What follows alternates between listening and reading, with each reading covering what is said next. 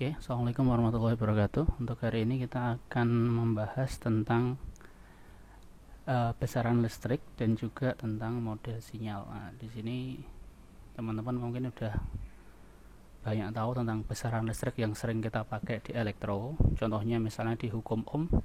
Di hukum ohm itu kan pasti ada voltase, volt, habis itu ada I-nya sendiri, ada ampere di sini dari satuan dari arus, dan juga dengan resistansi atau R. Nah, di sini nanti kita bahas sedikit tentang apa sih sebenarnya besaran-besaran tersebut yang sering kita bahas mulai dari semester awal sampai sekarang.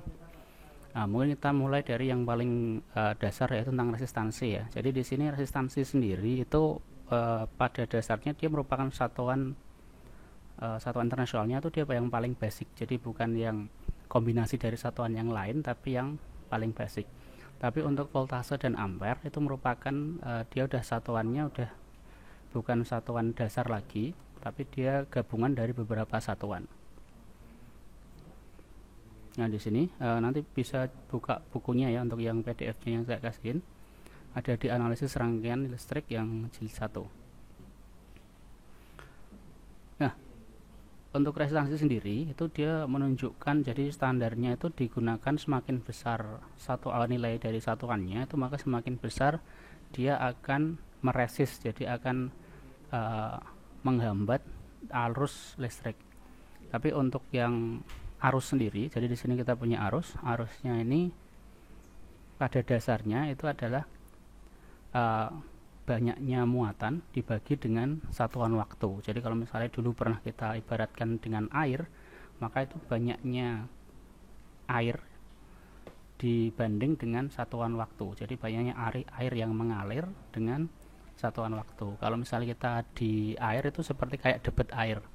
Jadi semakin besar debitnya itu berarti semakin besar arusnya. Oke ya. Nah, di sini ya, muatan ini merupakan satuan yang paling dasar. Jadi Q atau satuannya pakainya kolom ya. Jadi lambangnya kita punya Q, dan untuk satuannya ada kolom.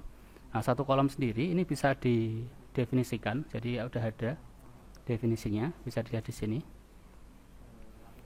Untuk satu kolomnya. Terus jadi dia muatan ya, sejumlah muatan satu kolom itu dia ada 1,6 juta elektron, itu dihitung dengan satu kolom, standarnya udah ada, dibagi dengan satuan waktu, jadilah ampere di sini. Nah, kalau misalnya kita lihat, jadi 1 ampere itu sama dengan satu kolom per detiknya, jadi 1 C per S. Nah, ini untuk yang mungkin teman yang belum tahu, tapi kelihatannya udah tahu semua ya. Nah, sekarang kita membahas tentang untuk yang tegangan. Nah, di sini kan sebenarnya kita udah tahu apa itu tegangan, ya kan? Tapi kalau misalnya suruh jelasin tegangan itu apa, pasti kan bingung, ya kan? Tegangan itu apa? Oh, yang nyetrum atau yang gimana kan gitu.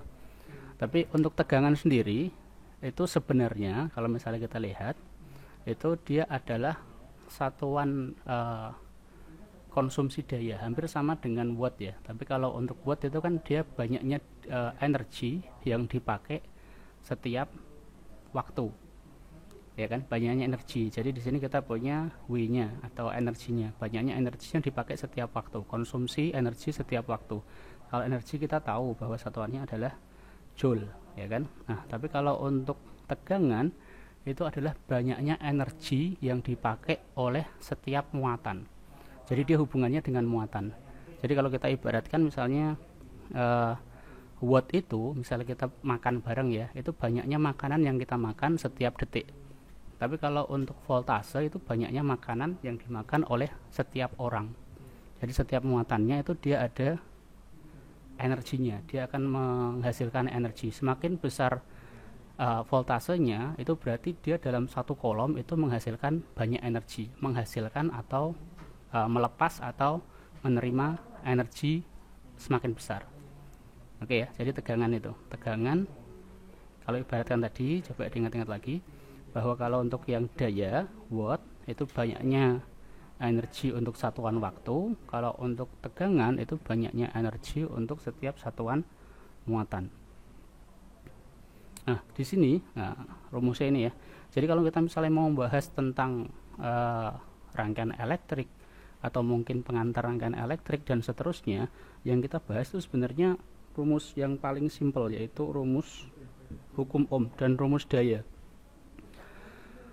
Jadi biarpun nanti kita udah pakai integral, pakai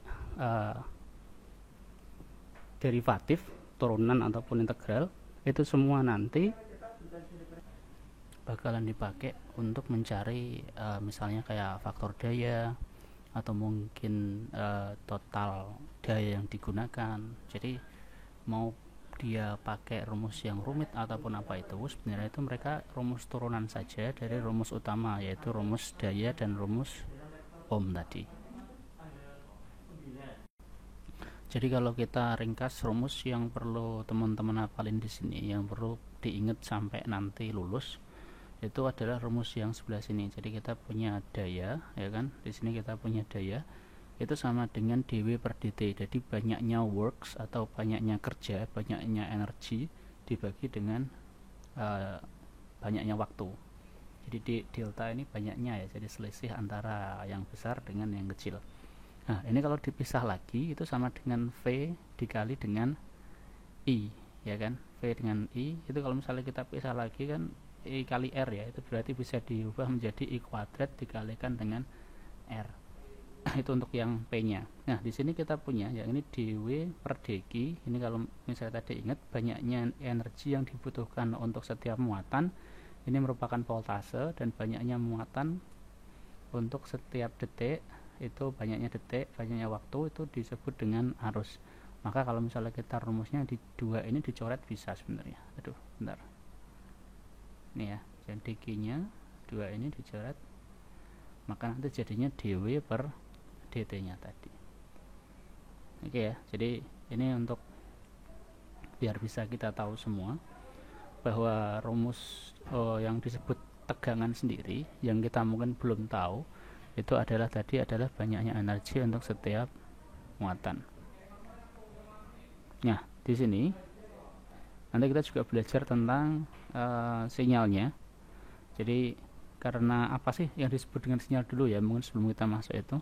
Nah, di sini kita ada contoh dua sinyal. Yang pertama itu adalah sinyal kontinu dan yang kedua adalah sinyal diskrit. Ini udah teman-teman udah dapat di sebelumnya ya, di semester sebelumnya di matematika diskrit pasti udah dapat. Jadi sebenarnya untuk yang sinyal ini itu adalah representasi. Kalau misalnya kita lihat ini kan dia kartesian ya, kartesian biasa grafiknya. Dia representasi dari sekelompok data. Jadi kalau misalnya kita ngomongin itu seperti kayak himpunan. Jadi kalau dulu membahas tentang himpunan, misalnya himpunan tingginya tinggi mahasiswa satu kelas misalnya, itu nanti datanya harus sama. Jadi di sini merupakan himpunan sebuah data yang jenis datanya itu sama, tapi jumlahnya ada banyak. Nah, bedanya untuk yang diskrit dengan yang kontinu, kalau untuk yang diskrit itu datanya hanya ada pada titik-titik tertentu. Kalau dulu kita bahas itu ada istilah sampling ya. Jadi kalau misalnya samplingnya itu semakin banyak, sampling rate-nya itu semakin banyak, maka nanti datanya juga semakin banyak. Jadi semakin misalnya 1 detik kita ambil data 100 atau 1 detik kita ambil data 10, itu nanti bisa direpresentasikan seperti ini gambar yang ada di sini. Tapi kalau untuk yang sinyal kontinu, kalau untuk kontinu itu berarti di setiap waktu itu ada. Jadi kalau kita ibaratkan bahwa semua yang ada di dunia ini itu pada dasarnya kan beroperasi pada waktu ya. Jadi semuanya itu sebenarnya kontinu, atau kalau kita ngomong itu berarti dia analog. Didigitalkan atau didiskritkan itu ketika kita memakai aplikasi digital. Jadi setelah kita masuk ke misalnya microcontroller atau mungkin ke komputer dan semuanya, itu pasti dia disamplingkan, karena nggak mungkin kan kita mengambil data yang unlimited. Jadi di setiap waktu 0,0000 berapa itu diambil datanya setiap waktu, itu kita nggak mungkin. Makanya interval waktunya itu ditentukan, tadi disebut dengan istilahnya sampling rate. Oke ya, jadi misalnya yang teman-teman lihat nanti kan ada kita bahas tentang sinyal, kebanyakan nanti kita bahas tentang sinyal AC ya. Jadi rangkaian alternating current atau bolak-balik. Jadi nanti gambar sinus seperti ini itu pasti ada. Oke ya. Tapi karena misalnya representasi ini representasi ya, sama seperti kayak himpunan tadi, bentuk angka, maka nanti juga ada representasi dalam bentuk matematik, atau kalau misalnya teman-teman belajar kemarin itu seperti sinus dan kosinus, itu trigonometri ya, nanti kita bahas di sana. Jadi ojo wedi. Dan sinus, kosinus, integral dan derivatif yang nanti kita bahas itu enggak jauh-jauh dari rumus power ini. Oke ya. Jadi ini rumus ini silahkan di perdalam lagi. Jangan sampai lupa pokoknya. Sampai nanti lulus itu jangan sampai lupa. Oke, nah di sini lanjut lagi. Di sini ada referensi sinyal, ada arah positif dan arah negatif ya. Tapi kalau misalnya kalian baca di sini juga, atau misalnya pernah tahu bahwa positif dan negatif itu bukan menunjukkan arah dari arusnya. Oke ya. Jadi bukan maksudnya yang dari positif ke negatif. Kalau misalnya kita lihat di sini, nah ini yang paling lancar aja. Jadi sebenarnya untuk referensi penulisan kata positif itu berarti dia, nah ini misalnya kita lihat di sini, itu berarti dia menyerap daya. Oke ya. Jadi yang positif itu dia menyerap daya, dan yang negatif itu yang mengeluarkan daya. Oke. Jadi sebenarnya kalau misalnya kita lihat secara aktualnya, jalannya sebuah elektron atau daya tadi, energi tadi ya, atau energi yang dilepas dari muatan tadi, itu datangnya itu dari yang negatif ke yang positif, bukan dari positif ke negatif. Oke ya, tapi representasinya kita pakainya ini, harusnya dia representasinya dari positif ke negatif. Oke, jadi arah elektronnya itu dari negatif ke positif. Oke ya. Itu untuk yang ini. Nah, di sini kita juga ada. Nah, ini tugas pertama. Jadi silakan nanti teman-teman di sini ada sebuah tabel. Tabel ini silahkan dilengkapi. Oke ya. Buat ngetes saja, buat ngetes rumus yang tadi, rumus daya yang kita bahas sebelumnya, apakah benar-benar bisa diterima, udah bisa apa enggak.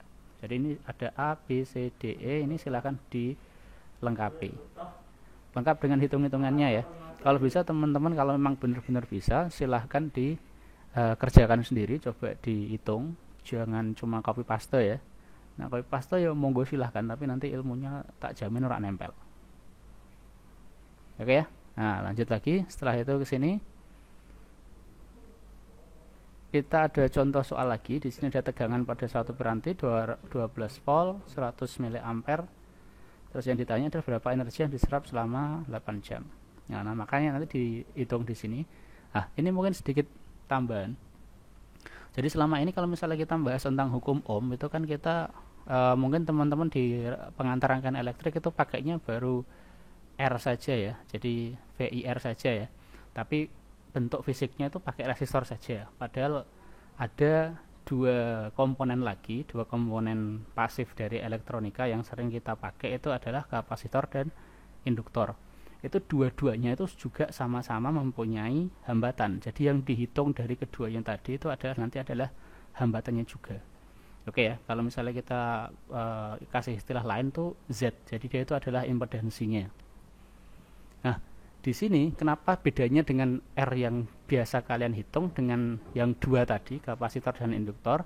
Itu adalah kalau misalnya resistor yang biasa, itu dia nilainya itu fix. Jadi dia plus minusnya sedikit dan dia itu ya segitu terus paling. Mentok-mentoknya kalau misalnya dia kepanasan atau mungkin pada suhu yang dingin, ekstrim dingin, baru dia ada pengurangan atau penambahan sedikit nilai hambatannya. Tapi kalau untuk kapasitor dan induktor itu dia dalam sebuah rangkaian aktif, rangkaian tertutup, nilai resistansinya itu akan berubah-ubah tergantung dari arus dan juga tegangan yang dipasang di sana. Oke ya. Jadi karena ada perubahan nilai di setiap detiknya dari waktunya tadi, perjalanannya waktu, maka rangkaian ini biasa sering dipakai buat osilasi ya, yang sering pakai di osilasi ya. Jadi misalnya mau mengubah dari tegangan arus DC ke AC, atau mungkin ingin bikin buat menaikkan tegangan atau menurunkan tegangan, itu nanti bisa pakai ini. Oke, nah di sini contoh untuk contoh 21-nya bisa dibaca dulu, nanti ini juga jadi pretest buat pertemuan berikutnya. Oke ya, rumusnya tetap pakai rumus daya P sama dengan V kali I, tapi karena dia dihitung selama dalam hitungan waktu tadi diserap selama 8 jam, maka nanti dia pakainya ini. Nah, jadi ini merupakan rumus menghitung kalau misalnya teman-teman di rumah itu ada listrik rumah ya, rumus menghitung daya yang dipakai, istilahnya WH ya, KWH itu misal KWH meter dan sebagainya, itu pakainya ini rumusnya. Oke. Jadi sekian untuk pertemuan yang pertama ini. Nanti kita masuk lagi ke berikutnya untuk membahas tentang dasar-dasar sinyal dan juga sinyal komposit. Oke, terima kasih. Assalamualaikum warahmatullahi wabarakatuh.